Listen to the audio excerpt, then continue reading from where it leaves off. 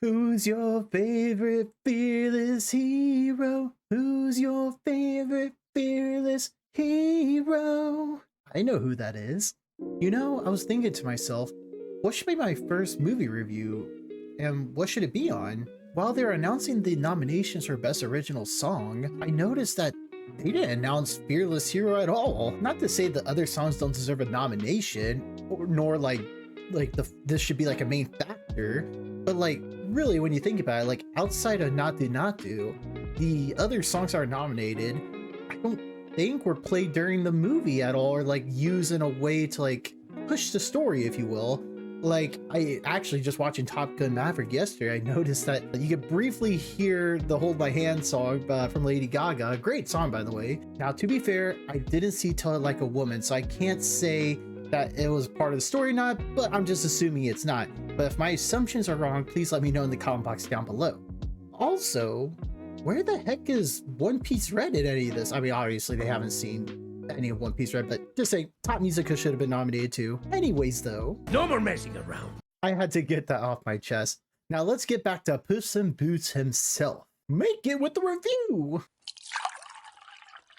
Okay, we gotta talk about these action scenes because they are literally incredible, and it's like some of the best animated action scenes I've seen since Demon Slayer Mugen Train, and I would say Spider-Verse at the top of my head. And just in general, it's just amazing action. It's some of the best action of 2022. I swear, the animators are heavily inspired and influenced by Attack on Titan and Shadow of the Colossus for this like first battle action scene, starting off with a bang, like a literal bang, with this eye-popping, thrilling, popcorn-eating battle that you start off at the beginning, going from that, which is already great enough, to a story, the beginning of a story-driven battle with the Lobo or Death or the Wolf, whatever you want to call him. It gets even better from here. I mean, it's just chef kiss.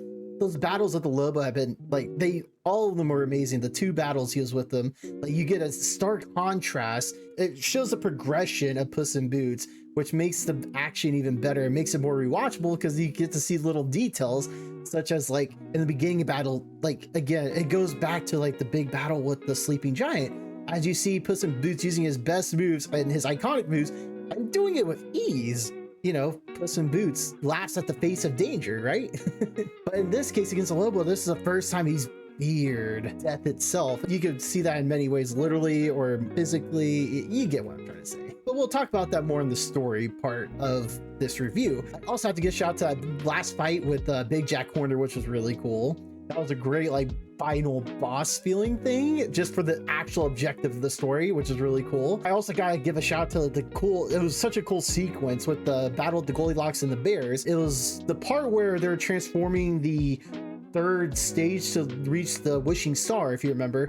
And we have that moment where Southpaws, or I say South, I don't know why I say Southpaws. I always say Southpaws because I just love MMA. But anyways, Softpaws, the part where Softpaws and Puss in Boots were doing that dance to go up to get the map.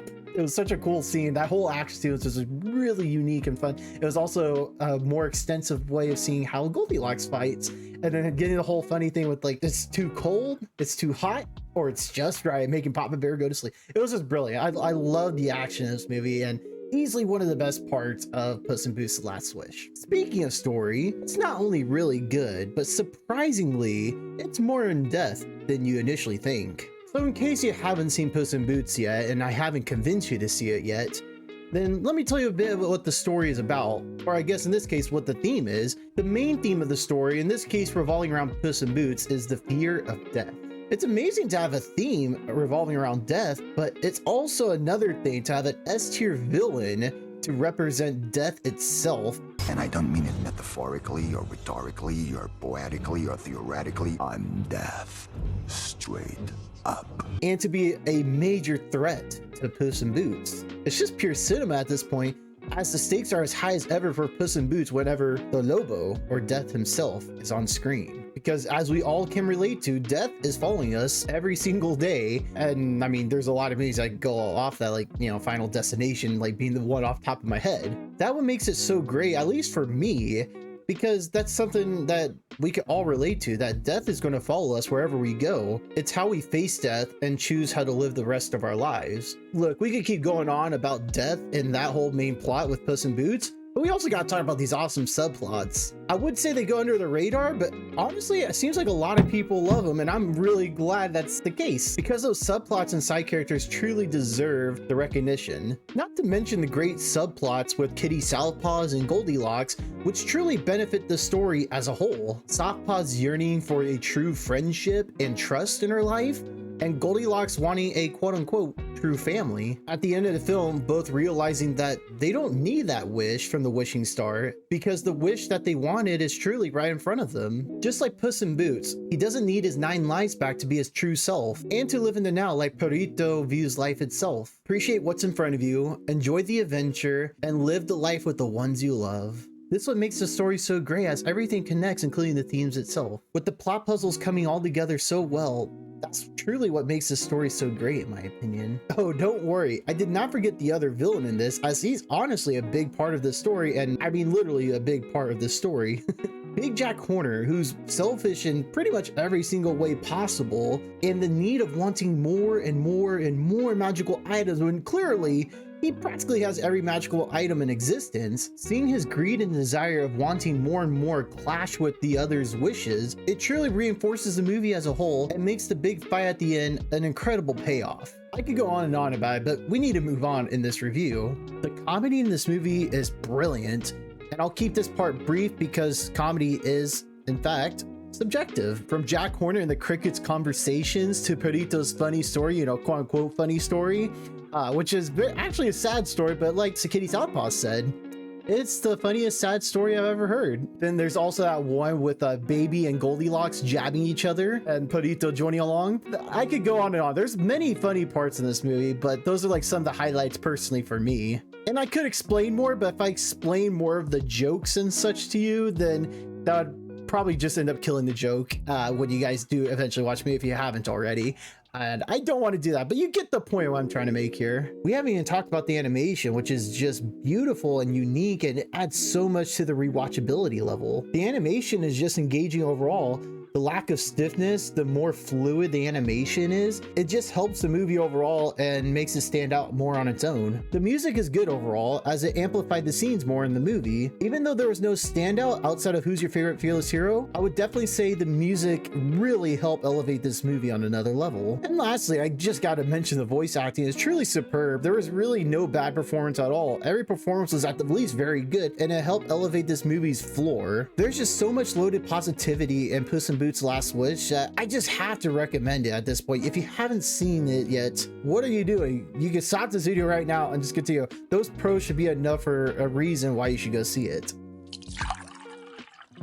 On the rewatches, the Perrito jokes got a little old after a while. Saying that though, I did find most of his jokes actually hilarious after the first couple times. The only joke that never really landed with me was the team friendship gag, which it just never hit with me, honestly. That's really all I gotta say. Like I said before, comedy is subjective. Everyone has their own taste. So I genuinely hope you guys like those more than I did.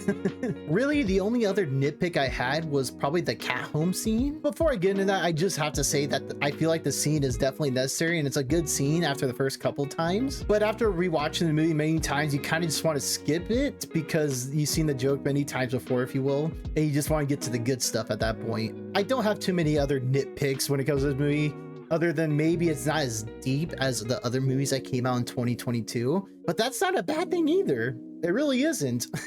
Overall, I have to give Puss in Boots: The Last Wish a solid 90% half full positive review. I'm not gonna lie to you, I was expecting Puss in Boots: The Last Wish to be kind of mid. I was actually expecting it to be one, like the first Puss in Boots movie, which was really actually mid. Like, there are some cool action scenes. I'm not sure if I should give it away, but I mean, it just was pretty generic and it didn't really stood out. The story was also very predictable and the movie truly felt like a spin-off and not like its own thing. Secondly, I was worried that the movie was going to be too safe and heavily catered towards the generic moviegoers. I understand movies need to do this sometimes to bring more people in because, money, but some movies do this too much and it'll just ruin the immersion and take you out of the world completely. Super Mario Bros. Being one of those movies, also like Ride of the Last Dragon. Just off the top of my head, as there's certain elements of that movie that really take the immersion out of it, such as Raya making jokes that really make no sense in terms of like what's happening in that world, if you know what I mean.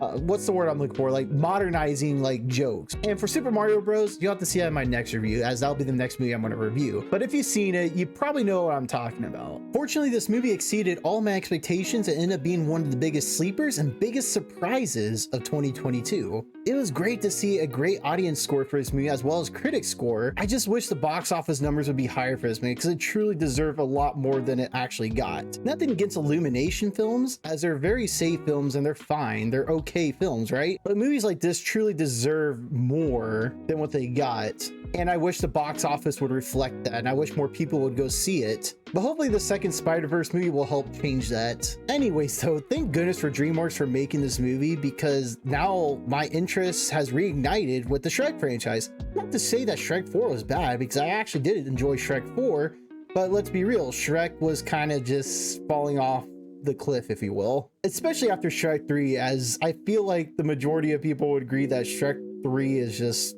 horrible, and that was the beginning of the end for Shrek. And on a side note, I'm just really happy that Puss in Boots: The Last Wish didn't include a twist villain, because it's been so overdone at this point. And I honestly, at one point while watching it, I was really, and I hate saying this, but I was conditioned to think this way, right? I was expecting Perrito to be like the villain and give me the vibes of the first Puss in Boots movie. Hint, hint, nudge, nudge. If you haven't seen the first one, you could. I mean, I won't advise it. It's not bad, but again, it's not great either. It's not worth watching your time, but you probably won't lose too much too. It's not that very, you know, appealing.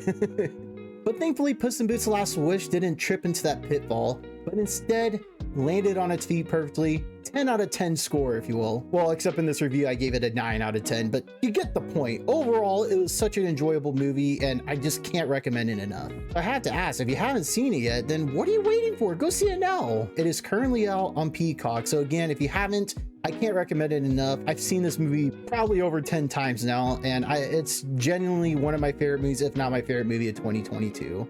And that concludes my first movie review of Half Full, Half Empty. Let me know what you guys think. Did you guys enjoy it? Is there anything you want me to improve on with the review? Is there something that you want to see more of or hear more of? Just let me know. Is there different edits?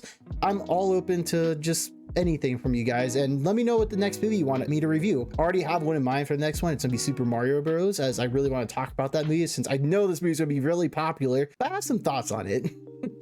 I'll just say that at least. I'll leave that for the next review and explain more of what I think. Again, I'm really curious to see what y'all have to say, and thank you again for watching. Thank you for sticking around, and I just got to also mention to the Patreons, if you haven't already, I do have a Patreon still, and if you guys are a part of it, then seriously, thank you so much for just supporting me for so long, even though I haven't put out content in a long time, but I'm really going to try hard to do so. And I just can't thank you guys enough for helping. And of course, if you want to help out, there's a link in the description down below that can take you to that. And I am going to do some gaming streams on Twitch. It's not going to be on YouTube anymore. It'll be on Twitch strictly, as I'm going to try to make that distinction. And other than that, I guess that's it for this first review. And thank you guys for sticking around, as I am Lens and that is Brett. And thank you for watching Half Full, Half Empty reviews. And I hope to see you guys next time. I love you and goodbye.